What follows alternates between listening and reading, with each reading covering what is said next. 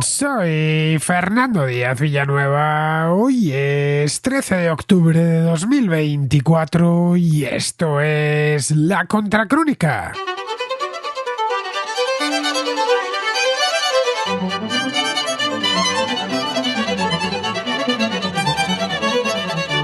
Bienvenidos a la contrarréplica. Como os dije ayer en la contraportada, volvíamos este fin de semana a lo habitual, es decir, al programa de los sábados y el programa de los domingos, a la contraportada o contraplano, que ya sabéis que van a sábados alternos, y a la contrarréplica. Esta contrarréplica de los domingos que, como bien saben los habituales, es para tratar temas de fondo. Algunas de las notas de voz son antiguas, he ido a lo largo de los últimos años poniéndome al día, pasando las más antiguas y ya me quedan, la verdad, poquitas. Así que voy colando notas de voz de fondo que me van llegando, pues me han llegado ya en los últimos meses. Algunas las voy a pasar hoy, en el programa de hoy, y otra, la de Luis de Orihuela, que me llegó la semana pasada a raíz del viaje que hicimos de presentación de Contra la Revolución Francesa, Alberto Garinillo, a Murcia.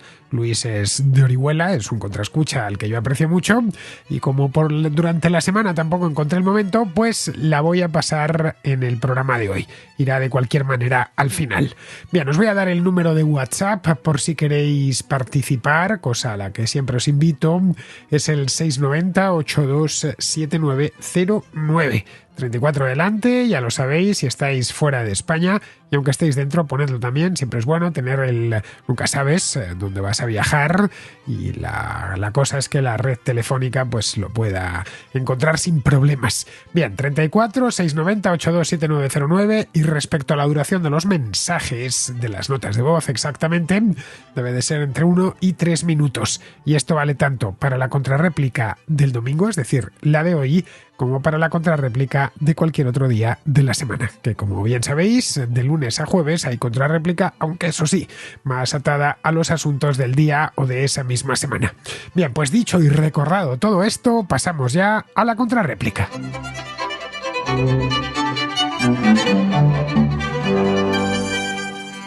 Empezamos el programa de hoy con Alfonso, que tiene una pregunta, bueno, más que una pregunta, una reflexión. Plantea Alfonso si los fondos de inversión no son algo propio del capitalismo y el libre mercado. Él tiene una manera de arguirlo que vamos a escuchar ahora, y ahora cuando termine, pues le doy respuesta porque me pide mi opinión. Hola Fernando, te quería plantear una posible paradoja, y la paradoja sería en qué medida se integraría dentro del pensamiento liberal económico la existencia de fondos de inversión, de fondos de cobertura, de sociedades de inversión privada, como una forma figurada de colectivismo capitalista. ¿En qué medida suponen una perversión del sistema y una alteración del liberalismo económico de cara a que, aunque representan una máxima expresión de la concentración de la libertad de capital y la existencia de una libre competencia, pues al mismo tiempo es la contraposición quizás a una propiedad privada, ya que es adquirida por un colectivo que ejerce una gran influencia y un control sobre, pues desde las libertades individuales a los propios estados. Y en sí es esa la paradoja que te quería plantear. Nada, a ver qué explicación me podrías dar, ya que me daba que pensar, ya que es una realidad con la que convivimos más cada día, ya que vemos que, por ejemplo, grandes fondos de inversión pues compran grandes propiedades privadas, desde montañas a zonas históricas, y como fondos de inversión pues determinan los precios que regulan pues el mercado de las materias primas. ¿En qué medida, pues fuera de lo que sería el buenismo socialista, no caemos en un inocentismo liberal al pensar que eso es pues algo propio de la libre competencia? Bueno, muchas gracias Fernando y felicidades por tu trabajo. Como supongo que sabrás, Alfonso, un fondo de inversión no es más que una forma de inversión colectiva, donde muchas personas juntan su dinero para que un gestor o unos gestores profesionales lo inviertan en distintos activos financieros. Pueden ser pues valores, bonos, bienes raíces, etcétera. Imaginemos, no sé, cuando alguien me pregunta, sobre todo los más jóvenes o algún niño que alguna vez ha sucedido, hay niños con 10 o 12 años que les interesa mucho la economía. ¿Qué es eso de un fondo de inversión? Pues yo les digo que es algo así como un puchero en el que mucha gente pone su dinero y luego hay un cocinero, un chef que sabe mucho, que es el gestor y que decide qué ingredientes, es decir, qué activos va a utilizar, cuánto tiempo los va a cocinar para que la receta, es decir, la inversión, salga correctamente. Creo que esta es una manera de explicar bien qué es un fondo de inversión. Bien, yo no veo colectivismo ninguno en esto, sinceramente. Los que invierten en un fondo lo hacen libre y voluntariamente. Yo he invertido en fondos de inversión y la verdad, pues nadie me obligó, nadie me puso una pistola en la cabeza, ni me vino de arriba, ¿no? Lo decidí y ya está. Y cuando inviertes en un fondo de inversión tienes que asumir los riesgos que ello implica. No todos los fondos de inversión son iguales, los hay más, hay una variedad infinita. Los hay más arriesgados, los hay más seguros.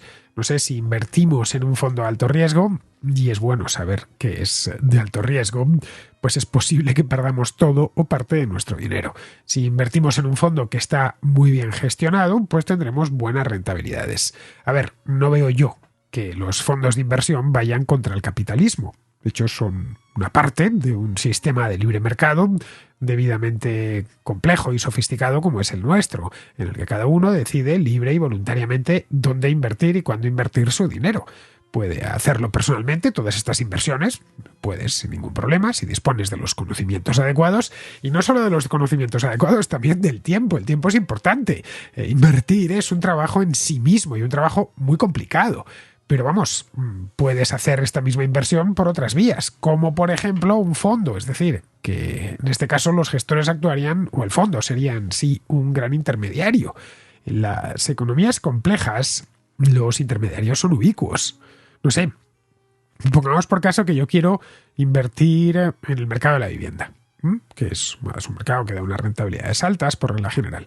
A ver, puedo ir comprando viviendas una a una, es decir, dedicando mis ahorros a comprar viviendas aquí y allá, en Madrid, en Barcelona, en Valencia, en Bilbao, en localidades de la costa, y voy comprando una tras otra, si tengo suficiente dinero, y luego pues tratar de ganar con ellas, con esas compras que he hecho. Las viviendas serían mis activos, y quien dice viviendas dice edificios de oficinas o lo que sea. O eso es una opción, y hay gente que la hace. Es decir, que compra 3, 4 viviendas en una ciudad y después posteriormente las alquila. Su inversión está ahí, lo único que la está gestionando él personalmente.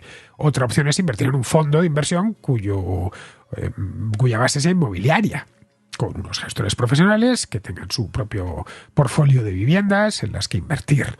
Recuerda que eso es una inversión, claro, que no se compran las viviendas para vivir en ellas, sino para obtener rentabilidad de ellas, ya sea mediante alquiler o esperando simplemente a que los precios suban para deshacerse del activo, lo que vulgarmente se conoce como especular. Pero la especulación es muy útil en un mercado porque ayuda a asignar bien el precio de todos los activos. Ya sé que la palabra está muy maldita, pero es necesario que haya especuladores. Puede parecer contraintuitivo, pero en cualquier mercado es necesario que aparezcan estos especuladores porque ayudan a saber cuánto vale realmente una cosa.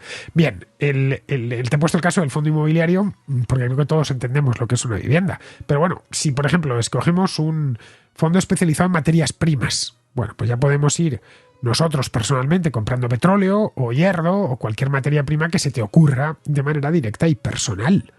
Pero eso no es tan sencillo como parece, de hecho es complicado. O podemos también meter nuestro dinero en un fondo especializado en ese tipo de activos, en ese tipo de inversión, con unos gestores que conocen bien, porque trabajan todo el día en eso, conocen bien ese mercado, que en muchos casos pues tienen 20, 30, 40 años de experiencia en eso y tienen además un histórico mental tremendo. Que se manejan, hablar con un gestor de fondos de inversión de, qué sé yo, materias primas, que esté especializado, por ejemplo, en energía, pues tiene un archivo mental, a poco que el tipo tenga 50 o 60 años, es que lleva toda la vida invirtiendo en eso y se conoce el precio y lo que hay y de dónde sale el petróleo o el gas y qué es lo que sabe de geopolítica, por ejemplo, muchísimo. En fin, que son profesionales de ese tema. Pero bueno, puedes hacerlo personalmente.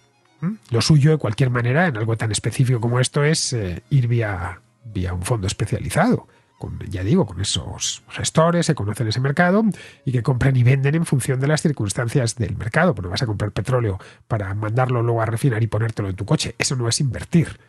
Bien, el único objetivo de estos gestores es que quienes han metido el dinero de ahí pues salgan con algo más de dinero. O como mínimo, en el peor de los casos, con el mismo que entraron. Es importante recordar que una inversión no es más que sacrificar consumo presente por consumo futuro. Es decir, tú tienes un excedente, has ahorrado porque no te has gastado todo lo que ganas o todo lo que has producido, que si eres una persona sensata o simplemente te ha ido muy bien en una época, qué sé yo, pues estás ganando más de lo habitual o has escrito un libro, has vendido mucho y de pronto te has visto con mucho dinero en la mano, te ha tocado la lotería, qué sé yo. Es decir, que tienes un excedente y en lugar de gastártelo en ese mismo año o esos mismos meses, pues decides guardar un poco o un mucho para el futuro. Puedes desde meterlo en una cuenta a plazo fijo, tradicional, en un banco, hasta, bueno, meterlo en un calcetín o debajo de la almohada, qué sé yo, más al estilo tradicional, o puedes invertirlo. Invertir significa hacerlo crecer. No olvidemos que cualquier inversión es una manera de ahorrar haciendo crecer esos ahorros y la inversión implica riesgo. El meterlo debajo de la almohada o en un calcetín, el único riesgo que tiene es que se deprecie. Porque el dinero, por muy baja que sea la inflación, en tanto que es dinero fiat, es decir, dinero fiduciario, se va a depreciar siempre. Es decir, ese es el coste, digamos, que tiene. Pero si en el momento en que lo inviertes en algo, pues es posible, muy posible, sobre todo si la economía crece o si has sabido exactamente el activo en el que invertir, que te encuentres con más dinero del que metiste. El dinero, digamos, que es capaz de reproducirse en una economía expansiva, en una economía que no crece o que se derrumba, aunque hay especialistas en crisis, es decir, en ganar dinero cuando al resto, a casi todo el resto, le va mal. Pero bueno, que no es más que eso. Esto de invertir se puede hacer de muchas maneras y una de ellas son los fondos de inversión. De cualquier modo, y esto, vamos, creo que es importante, Alfonso, que lo tengas en cuenta, el capitalismo no tiene nada en contra de los colectivos. Que algo sea colectivo no significa que sea malo. Una empresa es un colectivo, caray, es el colectivo por antonomasia. Colectivo con un cometido común, y es que la empresa gane dinero y mantengan todos el empleo y presten buen servicio a sus clientes. Lo principal es que gane dinero. La principal función de una empresa es que se sostenga y que genere valor para sus accionistas. Luego ya vienen todas las demás. Entre ellas mantener el empleo. Para poder generar valor para los accionistas, pues necesitas empleados, necesitas tener clientes contentos y todas estas cosas. Pero bueno, que una empresa es un colectivo, una cooperativa es un colectivo. Esta gente que, bueno, desde las de vivienda, pues montar una cooperativa para construir una urbanización o un edificio entre todos y ponen una cantidad de dinero y acometen un proyecto, en este caso inmobiliario. Pero cooperativas industriales también hay. No sé, es una cooperativas agrarias. El colectivismo al que te refieres y que te parece tan impropio de los fondos de inversión, en tanto que hay, bueno, que es mucha gente metida ahí, es un colectivismo libre y voluntario. La voluntariedad es fundamental en el capitalismo. Es decir, que tú hagas las cosas voluntariamente. El colectivismo al que te refieres, ese colectivismo estatista, no es voluntario, es coactivo. Es decir, en un régimen comunista no te dan opción a no hacerlo. Tienes que hacerlo porque lo digo yo que soy el que manda y no hay mucho más. En este caso vamos a colectivizar, qué sé yo, Stalin colectivizando la agricultura, no daba opción a los kulaks a no entrar en la colectivización. De hecho, les obligó hasta prácticamente a exterminarlos. Eso es una colectivización. La palabra colectivo en principio no tiene nada de malo. Reunirse o juntarse para hacer cosas juntos es algo tan humano como hacerlas de manera individual, ¿no? En fin, que el colectivismo es al que te refieres, y esto es importante aclarar este concepto, es solo aplicable cuando viene impuesto desde arriba y es, por supuesto, de curso obligatorio.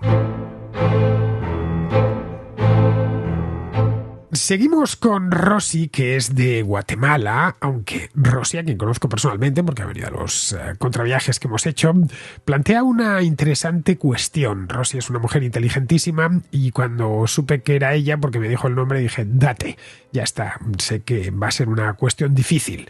Bien, la cuestión que plantea Rosy es la siguiente, es si debemos juzgar al comunismo por ciertas atrocidades que se cometieron en su nombre. Nos pone el ejemplo, a raíz de una conversación que ha tenido con un amigo, del régimen de Pol Pot. Ya sabéis, los Jemeres Rojos en la Camboya de los años 70. Bien, vamos a escuchar a Rosy y luego paso yo ya a contestar.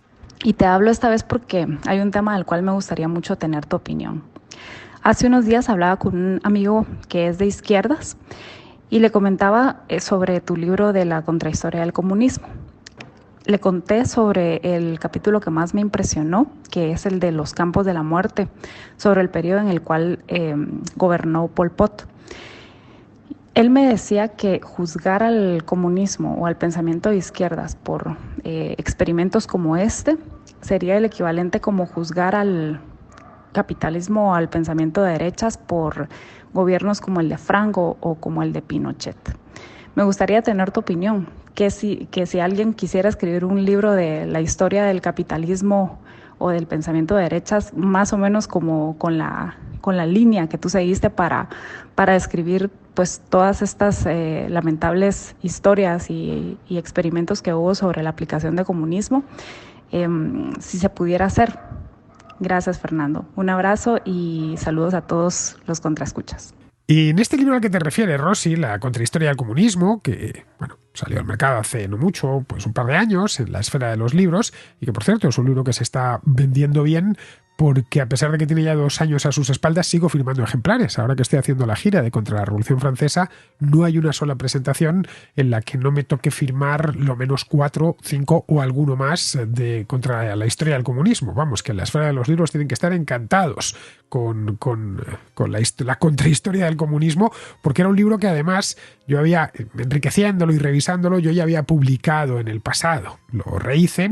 No es en esencia es el mismo libro, aunque sí que está con una revisión muy seria y sobre todo con un capítulo final que le faltaba al original, al que había publicado yo por mi cuenta hace ya un montón de años. Pero bueno, en este libro en concreto, aparte de la historia de los Jemeres Rojos en Camboya, traté otras tantas en distintas partes del mundo, especialmente en Europa del Este y en la Unión Soviética, durante un periodo bastante largo, durante un periodo pues de prácticamente un siglo.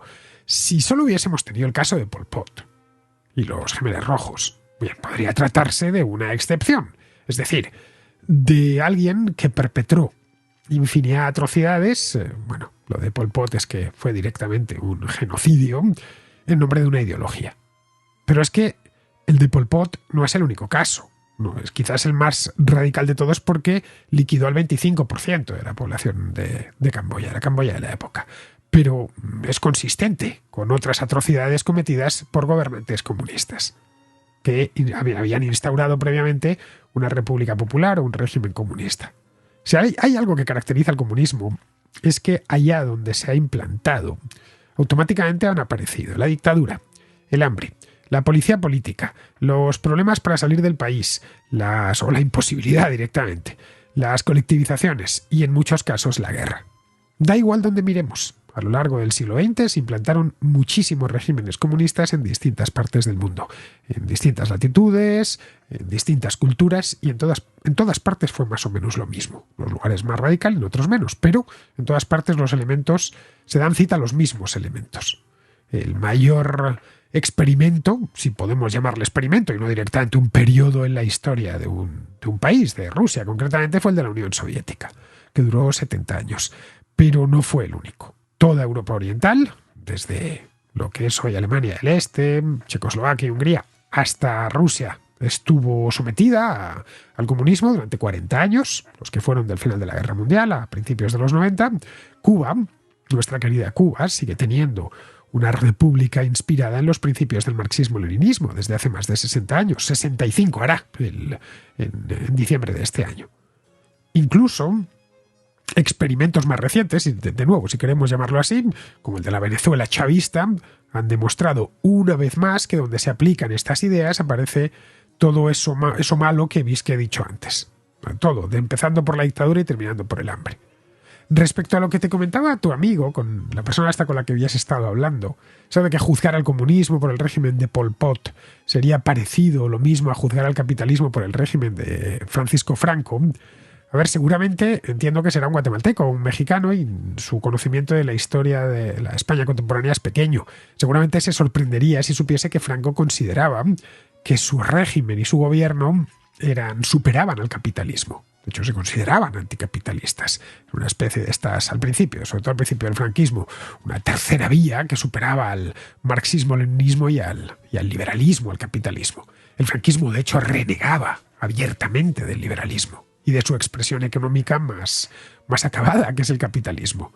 No sé, recomiéndale que lea algo sobre Falange Española, que era la columna vertebral ideológica del franquismo. Y se sorprenderá comprobando cómo los falangistas se definían como ardorosos anticapitalistas. No sé, cualquiera que vea o que lea un discurso de gente como Arrese o como Girón de Velasco, los tenéis en internet, incluso en ocasiones hasta podéis encontrar vídeos. Bien, no tardan en descubrir que se trataba de dos tipos ferozmente antiliberales y anticapitalistas. De hecho, muchos de estos discursos de Girón de Velasco, de Arrese o de los capitostes de la Falange son indistinguibles en muchos puntos con los que daban los líderes comunistas de Europa del Este en esa misma época. El capitalismo, de cualquier manera, y esto es importante señalarlo, no es una ideología, es un sistema económico presidido, en mayor o en menor medida, por la libre empresa, el libre comercio, la propiedad privada y la seguridad jurídica. Es decir, que los contratos se respeten. Que si yo pacto una compraventa, pues me tengan que entregar el producto a cambio del dinero o me tengan que entregar el dinero a cambio del producto. Y que si algo de eso no sucede, pues yo pueda recurrir a un juez para exigir el pago o la entrega del producto. Así lo he dicho de manera rápida para que todos lo entendamos. La seguridad jurídica es mucho más que eso. Es decir, que no se puede hablar en ningún momento de un capitalismo puro, sino de sistemas de libre mercado con más o menos restricciones, más o menos socializados. Tú pensarás, no sé, la España actual, que ya conoces. ¿España es un país capitalista? No, es una economía, lo dice hasta la Constitución, creo, social de mercado, sí. Una economía de mercado muy regulada, con un papel del Estado bastante grande, lo mismo que sucede en Francia, que sucede en Italia o en Alemania. En Estados Unidos, por ejemplo, también el Estado tiene su papel y tiene un montón de regulaciones, aunque es algo menor que en los países europeos. Pero, bueno, si quieres incluirlos dentro del mundo capitalista, evidentemente son más capitalistas que Corea. Su sistema económico es más capitalista que el de Corea del Norte, pero más o menos lo mismo que el de la China popular, que también es un país comunista. Esto para que tengas una idea que estamos hablando de un sistema económico, no de una ideología completa. Es decir, el capitalismo no tiene profetas, no tiene una teoría de la historia, no pretende liberar al ser humano ni cambiar su naturaleza. No tiene una antropología propia, no está dirigido por una sola persona, no tiene una obra central, o un grupo de personas. Es decir, no hay una vanguardia revolucionaria del capitalismo, como eso sí existía en todos los regímenes comunistas, todo lo anterior. Sé que por regla general se suelen contraponer los dos sistemas, como si fuesen algo equivalente, capitalismo versus comunismo. Pero es que no son equivalentes. En uno tenemos un sistema de pensamiento y de acción política completo, integral, y en el otro tan solo un sistema económico organizado en torno a una serie de elementos sin los cuales no puede funcionar. Entre esos elementos no está, por ejemplo, la democracia representativa. El capitalismo puede prosperar en una dictadura que respete la propiedad privada, la libre empresa, la seguridad jurídica, etc. Bueno, volviendo con el franquismo. Este fue un régimen largo, duró casi 40 años, y que tiene además dos fases muy bien delimitadas. Separadas por un plan de estabilización económica que se aprobó en 1959. A partir de ese momento, el franquismo, que había sido, como te decía antes, muy falangista, muy anticapitalista, se fue abriendo poco a poco el país, la economía española, al mercado mundial. Bueno, el resultado fue un desarrollo económico sorprendente durante los últimos 15 años de la dictadura. El franquismo es un ejemplo de que el capitalismo puede convivir con una dictadura. Simplemente, una dictadura política. Cuando murió Franco, el sistema económico en España no cambió gran cosa, aunque en política el país se democratizó y adoptó una constitución nueva. El comunismo, en cambio, solo puede subsistir con una dictadura. Ahí tendríamos el ejemplo de la China popular. Fue el modelo de país comunista en tiempos de Mao Zedong durante unos 40 años hasta que empezaron a adoptar una serie de medidas a favor del mercado. Hoy, desde el punto de vista económico, es en esencia un país capitalista, pero políticamente es una dictadura. No tan dictadura como lo era cuando su sistema económico era 100% comunista y y se les moría la gente de hambre, como con el gran salto adelante de principios de los 60. Ya sé que esto para los categóricos, estos que solo distinguen entre negros y blancos, esto les cuesta entenderlo. También para los dialécticos, ya sabéis, los que van buscando buenos y malos siempre. Y los comunistas son muy dialécticos, pero es que es así. Es decir, que no pueden entender que frente al comunismo, un sistema cerrado, no haya otro sistema cerrado enfrente. Pero la realidad es que no lo hay. Bien, seguimos con Ignacio, que es de Vigo, y que nos habla de inmigración. Bueno, concretamente, de si los inmigrantes terminarán adoptando algunas de las tradiciones del país de acogida.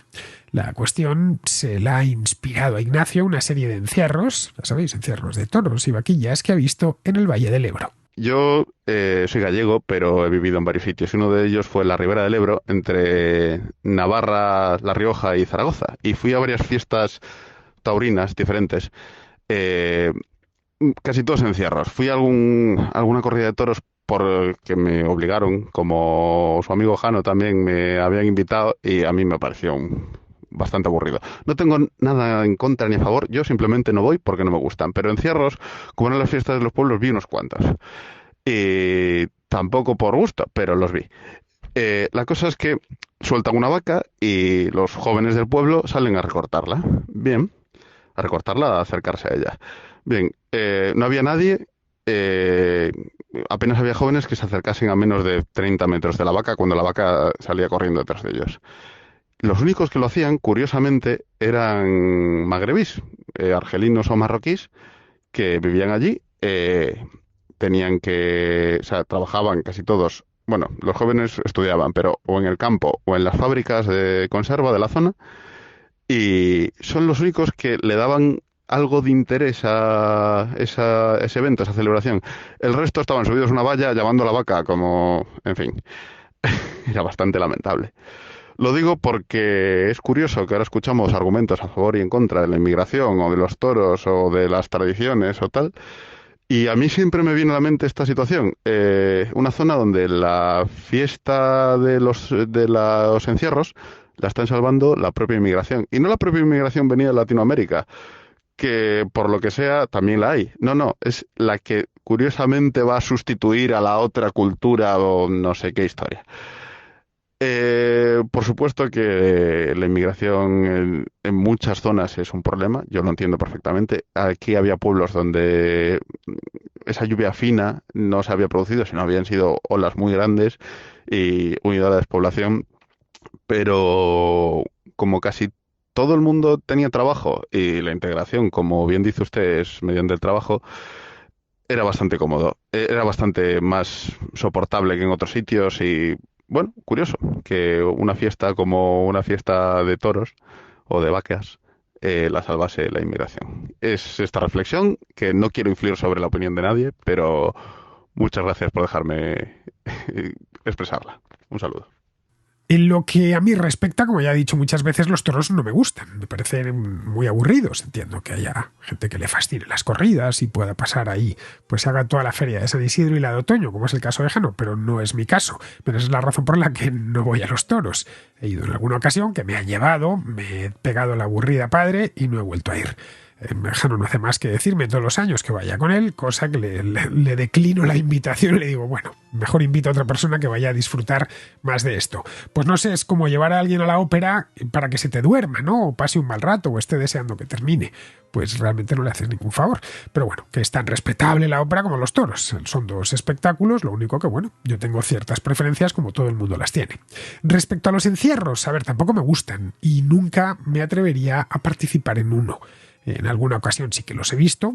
Los encierros, como bien sabemos todos, pues son populares no solo en Pamplona, son los más famosos del mundo, que también se hacen encierros en otras partes de España.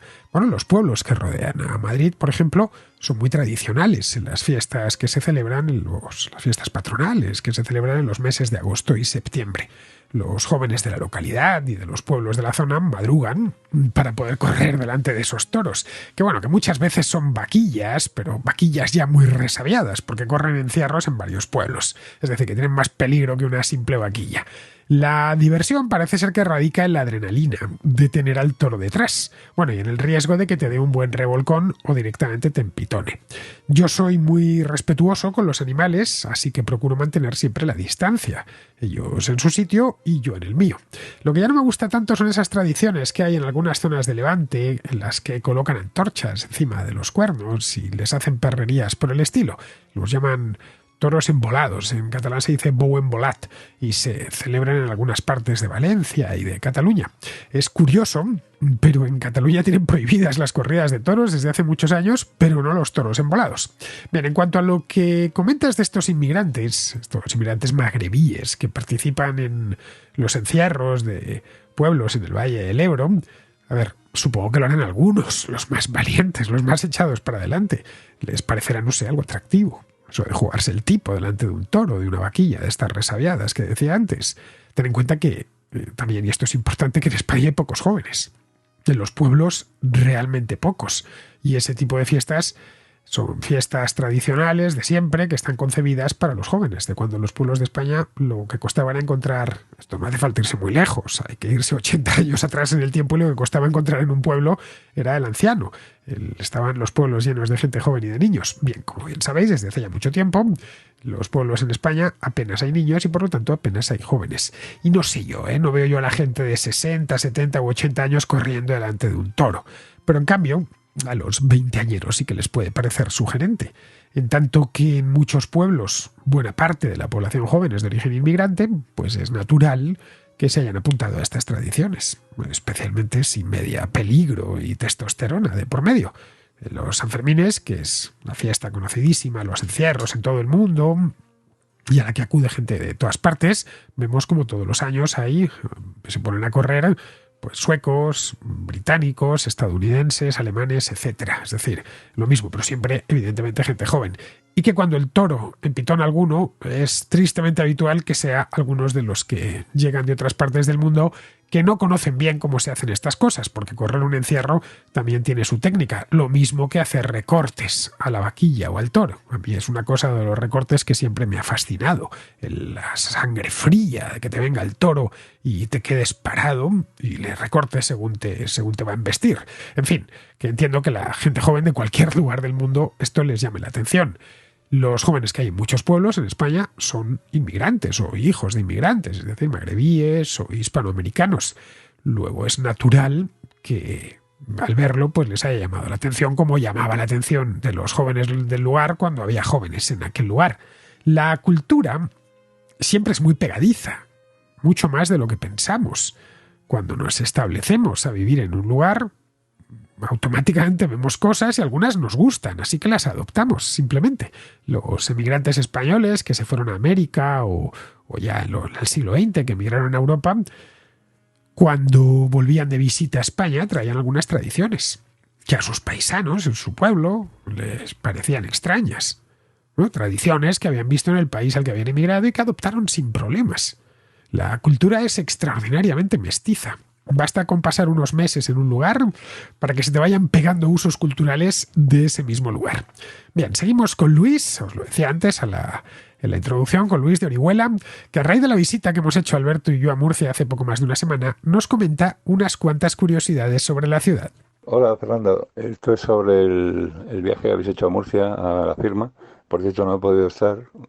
Más me duele porque una hija mía se puso enferma y tuve que estar en el hospital.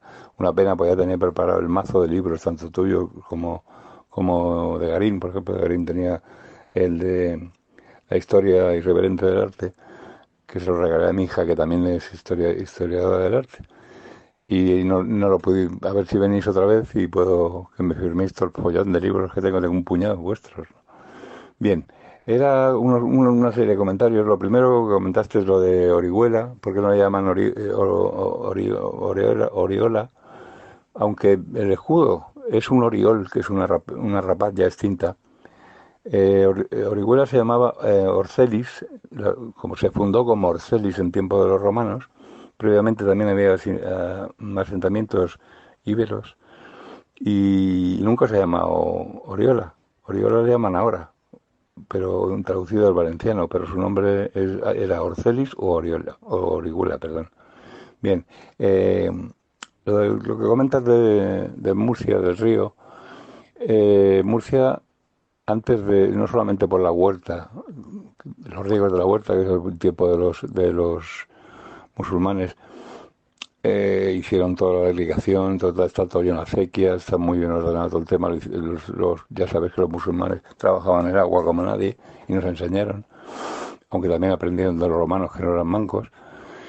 Y, y está todo lleno de acequias. Debajo de casa de mis abuelos, por ejemplo, que está ahí al lado de la Plaza de Santo Domingo, pasan dos acequias. Pero Murcia era el puerto fluvial, o sea, el desembarcadero de la ciudad de Begastri, lo que hoy día se llama Ceejín, que era la otra gran ciudad de la zona. Entonces era navegable hasta Orihuela, hasta Murcia, y en Murcia ya se desembarcaban las mercancías, se llevaban con caballerías y con lo que fuera hasta Begastri. Que no Bigastro, que es otro pueblo que hay por ahí cerca también, pero que no tiene que ver. Tenía el Bigastro, pues eran unos baños romanos y ya está. Se hizo pueblo mucho después. Begastri es Ceejín. Bien. Eh, Hablando de baños, los baños es una cosa muy curiosa porque habéis estado ahí en el Puente de los Peligros. El Puente de los Peligros no llegaba a la avenida bueno, antes se llamaba José Antonio, ahora se llama Salcillo. No llegaba hasta el puente. Había previamente a eso unos baños romanos, perdón, árabes, unos baños árabes que una noche explotaron. Alguien le metió dinamita y se terminó el problema del urbanismo y el conservacionismo. Era una burradilla de estas. Lo digo por lo de los baños. Luego la sardina esa que veis en el río, que habéis visto en el río, es porque en Murcia hay dos fiestas principales, muy populares, que son el Bando de la Huerta, que es donde hay peñas huertanas y tal, montan sus barracas, se degustan los platos, la gente se viste con el atuendo típico de los zarahueles y toda esta historia, y los trajes de las mujeres, el traje regional, y se degustan por trigo picado, el arroces de todos los colores, y en fin, esa es la del Bando de la Huerta. Luego la otra fiesta que hay también importante, que es una especie de carnaval, pero muy sui generis, es el entierro de la sardina.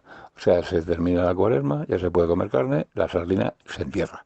Y de ahí esa sardina tan especial que hay puesta en el río, que no lleva muchos años, la verdad. Bien, otro tema que te quería comentar era, perdón, era la cadena de los Vélez, esta que está en la capilla de los Vélez. Esa cadena que va maravillosa la capilla, por cierto, esa cadena que va por fuera. La leyenda dice, primeramente está hecha en una sola pieza, es algo increíble. Está tallada en una sola pieza, cada eslabón encaja con el otro, pero son vaciados, no son cosas pegadas allí y tal.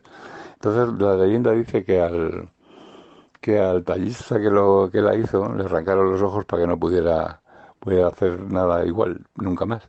Es una leyenda, no sé la veracidad que tendrá, pero es una cosa muy especial esa cadena.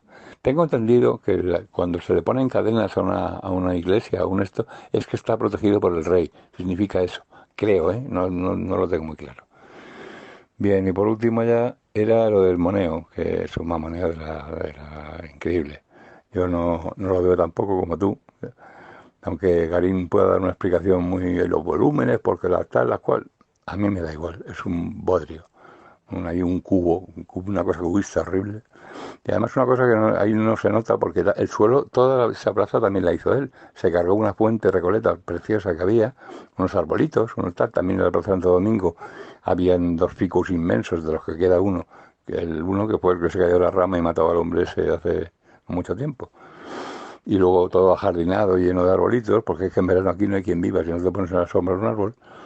Y también se lo cargó, lo dejó todo una explanada de granito y de granito porriño, por cierto, de allí de Galicia. Una explanada que ahí en verano te puedes freír perfectamente. Es horrible. No sé con lo que cuesta que una plaza coja su ambientillo, su tal, para que venga el hombre este y lo deshace todo. Bueno, nada más que eso. Venga, un abrazo. Pues te eché en falta, Luis. De hecho, cuando pasamos con el tren por Orihuela, le dije a Alberto que allí vivía un contraescucha muy fiel y que esperaba que se acercase a la Biblioteca Regional de Murcia, que es donde presentamos el libro, para poder conocerle personalmente, porque tú me has enviado decenas de notas de voz, quizá centenas, no lo sé, porque llevas muchísimo tiempo al otro lado y además tienes una voz inconfundible. Y nada, pues muchas veces os conozco por el lugar de donde sois, aunque no os he visto nunca. Tú eres uno de esos casos. Así que nada, le comenté a Alberto que a ver si te pasabas y tal. Luego ya por la noche pensé que igual habías venido, pero que te tuviste que ir antes. La presentación de Murcia estuvo llena de gente, el salón de actos de la biblioteca lo llenamos hasta arriba. Incluso había muchos asistentes que tuvieron que estar al pie de pie, en el fondo, durante todo el acto. Vamos, que hasta eso de las 10 y pico no pudimos salir de allí. Te agradezco mucho que nos cuentes todas estas curiosidades sobre Murcia. Lo de la sardina ya me enteré por los comentarios que me dejaron en el vídeo que publicamos, y por lo visto eso se debe al entierro de la sardina, como bien nos has comentado, que tiene mucha importancia en Murcia. El entierro de la sardina como punto final del carnaval es algo tradicional en muchas ciudades de España, entre ellas la propia Madrid. En Murcia debe de ser algo muy especial para que hayan colocado una sardina en el lecho del río, más una sardina de ese tamaño. Respecto a lo que nos comentas de Orihuela, a ver, su nombre oficial es ese mismo, Orihuela, pero según tenía entendido, en valenciano lo llamaban Oriola, y efectivamente lo llaman Oriola, y bueno, eso dio lugar hace ya años a problemas, porque querían ponerlo de Oriola, y entonces los de Orihuela se quejaban, etcétera. Lo recuerdo haberlo leído hace ya muchos años. Bien, el Orihuela está en la Comunidad Valenciana, en la provincia de Alicante, es limítrofe con la región de Murcia y pertenece a la zona de predominio de lengua castellana. En Valencia sucede lo mismo que en Navarra, hay zonas de predominio del castellano y otras de predominio del valenciano, por el caso de Navarra, el vasco. La parte sur de la provincia de Alicante es de predominio castellano, al parecer porque se repobló con gente llegada de Castilla. Desconozco, en serio te lo digo, si seguirán estos problemas lingüísticos allá en Orihuela, pues problemas tan propios, estas discusiones de la España actual, especialmente de esas regiones en las que han convivido dos lenguas desde tiempo inmemorial sin demasiados problemas. Pero bueno, ya sabes que en España no hay cosa más politizable y politizada que la lengua. De ahí que le hice esa broma a Alberto. Bien, vamos ahora con Álvaro, que está en Indonesia y que nos habla de cómo la explosiva situación en Oriente Medio está afectando al tráfico aéreo. Hola Fernando, en primer lugar muchas felicidades por tu programa, que sigo habitualmente desde hace varios años y me acompaña tanto en mi día a día como en mis viajes por el mundo por trabajo. Te mando este audio hoy desde Indonesia, donde todo el conflicto de Oriente Medio ha afectado a todos los vuelos de la zona de Oriente Medio, a Qatar Airways, Emirates y todos los de alrededor, porque a causa del conflicto están